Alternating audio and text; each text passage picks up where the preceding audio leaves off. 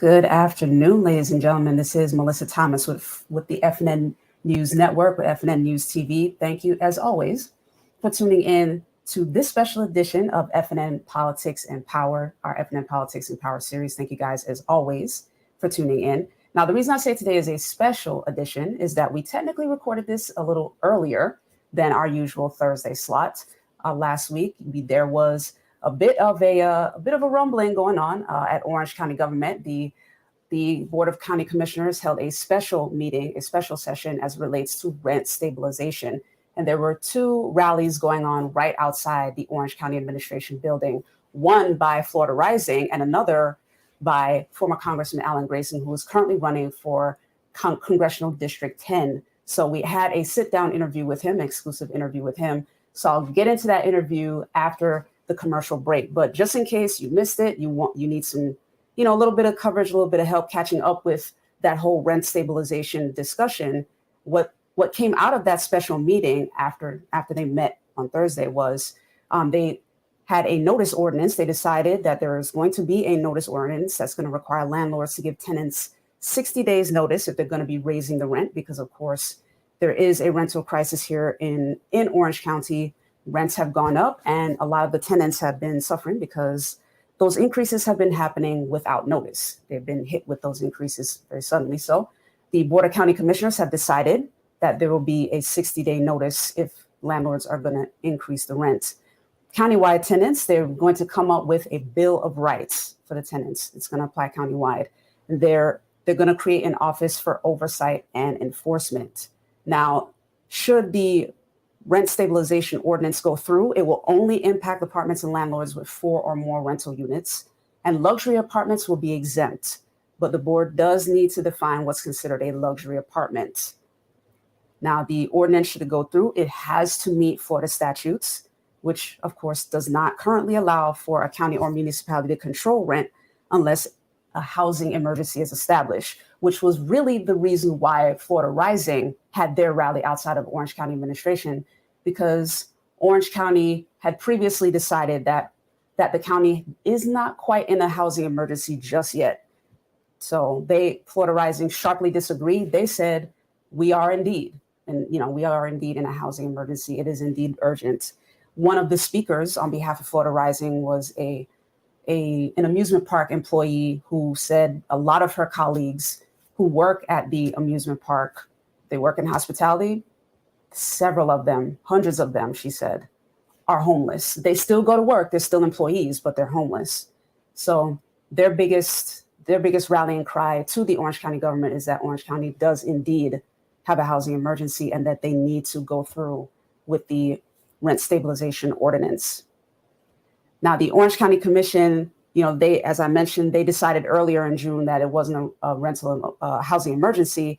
But the other thing of note was that they also consulted with an external firm. The county paid $60,000 for them to do research. And the consulting firm also agreed that Orange County doesn't have a housing emergency just yet. Now, for his part, Congressman Alan Grayson agreed with Florida Rising that there is a housing emergency and this does need to be addressed.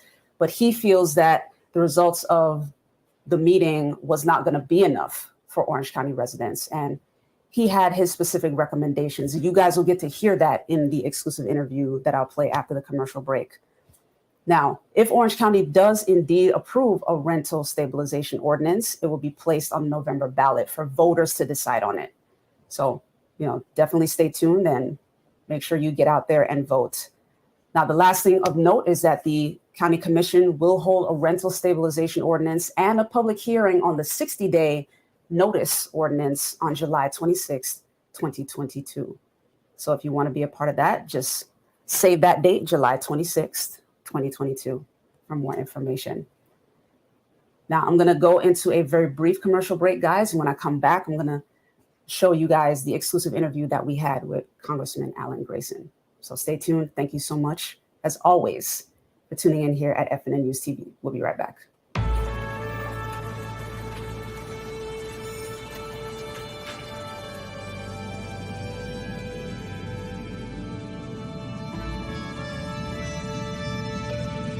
The Florida Lottery is proud to support education by contributing billions of dollars to Florida schools and awarding countless Bright Future scholarships so Florida students can do more than just dream of a brighter future.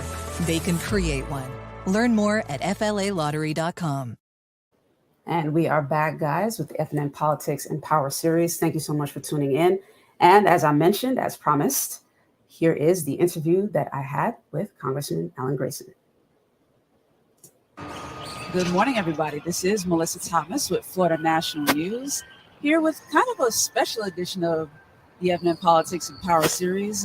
This interview is coming kind of on the heels of the press conference that Congressman Alan Grayson just held here outside of Orange County Administration Building on rent control, because the Orange County Board of Commissioners are having a special session this morning on their rent control measures. Congressman Grayson, kind of talk to our audience about why this is so important and your thoughts on the measure. Well, it's important because the rent is too damn high, and the tolls are too damn high, and the taxes are too damn high. So we have to do something about this, and the political system must respond to our power and our vote. I thought it was very interesting that you mentioned at the beginning that the name of the show is Politics and Power. Mm-hmm. Well, where is the power in politics? The answer is it's in your vote. Your vote is your power, and your power is your vote. So what's happening now is kind of a grand experiment to see if the system is willing to respond to people who have deep, deep needs. I mean, the number of evictions in Orlando skyrocketed. It's almost doubled in the last few months. People find, for instance, that if they make a minimum wage, they're making $1,700 a month. The average rent in Orlando is $1,799. Do that, man. How is that supposed to work? We're in the midst of a horrible emergency where more and more people are literally left out on the streets. And the question is, what are our chosen leaders? What are our elected officials going to do about it? Now, my plan with regard to the rent is simple. First of all, you have to deal with the evictions. We need to have a moratorium on evictions. Well, we'll try to sort it out and then have a mediation program between the evicted family and the landlord to see if there's some way to reach something in the middle. That's number one. Number two is that we need to make rent tax deductible the way that home mortgage interest is tax deductible and the way the property interest is tax deductible. The only reason why tax deductibility is not extended to rent is because the system discriminates against renters. The system discriminates against renters to the tune of $40 billion a year. So we need to do that as well. But above all, we need to stop this spigot of money that's being sprayed all over the county in the form of property tax increases. And we need to give that back in one form or another to the tenants. Now, right now, first, we're going to have a referendum on rent control, it appears. The county commission is leaning in favor of it. You have to have a referendum before you can have rent control in Florida. Right. And so the result of that is that we're going to get to decide. But what they're talking about just isn't enough. Okay, people are hurting so badly that the idea that they're going to keep the increases down to 3% or 5% or give you two months notice if they're going to increase it more than that, that's ridiculous. That's not going to save anybody from losing their home. We need a rent rollback. A rent rollback. That's what we really need. We need to set the prices back to where they were, at least at the beginning of this year, and keep them there until the crisis is over. Got you. And, thanks for delineating those steps during the press conference as well. Sometimes we tend to hear folks do their press conference. They'll kind of rail against something they don't like, but not necessarily provide any brass tacks. So we definitely appreciate that. I've seen that once or twice. Exactly. Exactly. So obviously you've now jumped in the Congressional District 10 race. Kind of talk about how that's been, because that was quite a surprise for a lot of people. And the Congressional District 10 list, the candidate list is long, but kind of talk about how your campaign's been looking so far. Well, we got 10 candidates in the Democratic Party alone, right, which is not unusual. Whenever the incumbent doesn't run, you often see some kind of scramble for the seat. And in my case, I decided that there was no real advantage to coming in early. So we came in during the qualifying period. And we've been taking our campaign to the people right now. We have a sign that we put on the roadsides and also put on billboards that says lower tolls, lower taxes, lower rent. Alan Grayson, August 23rd. That's the date of the election. And our message has already reached thousands upon thousands of people. The average person will see just our billboards alone 30 times between now and election day. Because that's the platform. Lower taxes, lower tolls, lower rent. That's what I stand for. And when I say I'm going to accomplish something, there's a good chance it's going to happen, because I passed more laws when I was in Congress before, 6 years I've been in Congress before, than any other member of Congress, Democratic or Republican. I'm a Democrat. And when I did that, the Republicans were in charge. So every single time I passed one of those 121 laws, I needed Republican votes to do it. And I came up with those votes every single time. We made incredible progress on the issues that mattered then, like, for instance, foreclosures. And now we're going to make amazing progress on the issues that matter now. Lower taxes, lower tolls, lower rent, and saving people's homes. And to your point about working across the aisle, kind of talk about how you normally go about that. You know, especially I know for the state folks that we interviewed, the Democrats definitely have their work cut out for them in terms of working across the aisle. How did you accomplish it in Congress? We accomplished it a number of different ways. There was no magic wand that I could wave to come up with 28 Republican votes. Sometimes what I did was figure out something that would appeal to them for a different reason than it appealed to us. For instance, just to give you one example, we were talking about whether to have offshore drilling in Florida. The Republicans wanted it. The Democrats were against it. I was against it. So what I came up with was an amendment that limited offshore drilling to states that had approved it. And to the Democrats, I said it was an environmental measure to protect our shores, protect our tourism, protect our way of life. And to the Republicans, I said it was a states' rights vote. And first time we put it up, we got a tie vote, which happened only once in 5 years when I was there. Wow. And the second time we put it up, we got one extra vote and managed to get it passed. So we did that. Also, I was on the floor a lot at 1 o'clock in the morning when people weren't too clear about what was actually happening. So I moved $10 million, for instance, from the military weapons budget to the health research budget. And frankly, it was too late for anybody to feel like arguing with me about it. Did that 8 times. I did that specific thing 8 times. You know, there are a number of things where if you explained it right, you get the Republicans to go along with it. Well, there already was an opiates crisis in the 6 years that I was in Congress. It's getting worse and worse and worse. More than 100,000 overdoses, fatal overdoses last year.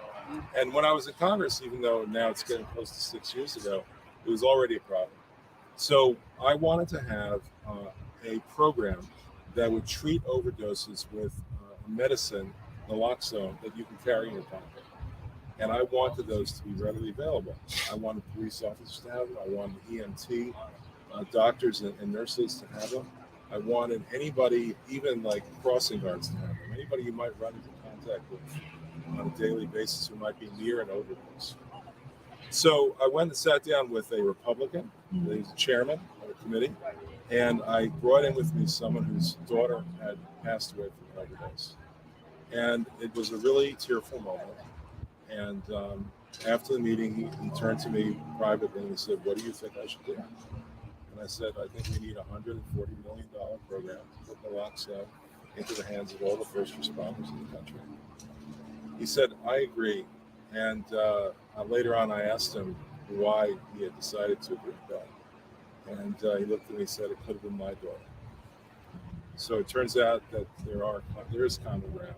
If you look for it, there is common ground. We all are, underneath all the arguments, we all still are human beings, and there's a common good. Nobody wants to see another 17-year-old die. Nobody. Indeed.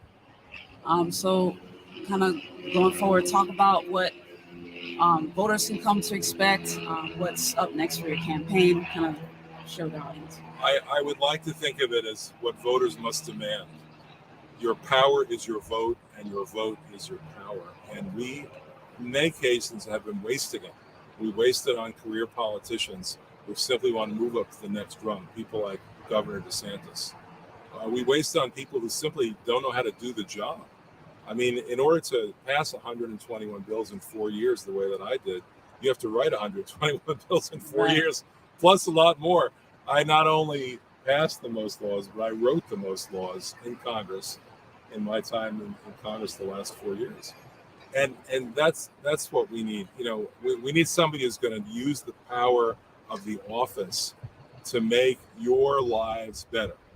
Not just you alone, but the people whom you love, the people whom you care about. We need somebody who's going to be playing that game to make your life better, not playing his own games or her own games to make their lives better. And that's a fundamental distinction. I think I looked down that list of 10 candidates, and I see 9 candidates who want to be something. They want to be a congressman. They want the salary. They want the staff. They want the prestige. There's only one person on the dais who actually wants to do something, and that's me. And I've demonstrated that already. That I think of the job this way, that the voters deserve an action figure in this job. They deserve an action figure, and I don't see that in the other candidates. I'll be honest with you. I don't see that in the other candidates. And that's what the voters deserve and should demand. Accept no substitutes. Grayson for Congress. Well said. So, thank you so much for your time, Congressman Grayson. Always a pleasure talking to you. It's been a minute since the last time we spoke with you. So yeah, we appreciate you, and definitely best of luck to you on the campaign trail. We'll see you much more often. And ladies and gentlemen, if you're constantly tuning in to our FNN Politics and Power Series, you'll see a lot more of Congressman Grayson and our continued coverage of the 2022 midterm elections. I'm Mellissa Thomas, coming to you live from Orange County Admin in downtown Orlando. Thank you so much. Take care. And that was the interview. Thank you guys for tuning into that. You guys got to hear what Congressman Grayson was saying. My name what he is had to Raheem offer. Thompson, and Sorry about that, guys. But anyway, you guys, thank you for continuing to tune in here at FNN Politics and Power. We'll be back next week with a show, so continue to stay tuned. And as always, I encourage you guys, if there is anybody that you want us to talk to, please let us know. Leave a comment below. Let me know who you want me to interview. I'll do what I can to get them on the show. And, if you have any questions or comments for Congressman Grayson, please, by all means, leave a comment below with that as well. If you agree with him, if you disagree with him, please leave a comment below. Let us know. And, if you haven't yet, be sure to like, share, subscribe, follow, all that fun stuff. You can catch us at our socials below, see all the different handles on YouTube, Instagram, and on Facebook, so you can catch all of our content. And if you're someone who is an advertiser, or someone who's looking for a place to advertise, please be sure to email us at ads@floridanationalnews.com to find out more information. We would love to get started with you guys. But in the meantime, I appreciate that. That is it for us this week. I'll be back with you next Thursday at 1 p.m. Eastern. Take care. Have a great rest of your Thursday. And by the way, stay cool. If you're here in Florida, stay cool. It is incredibly hot out there. In the meantime, take care, guys. Have a great Thursday.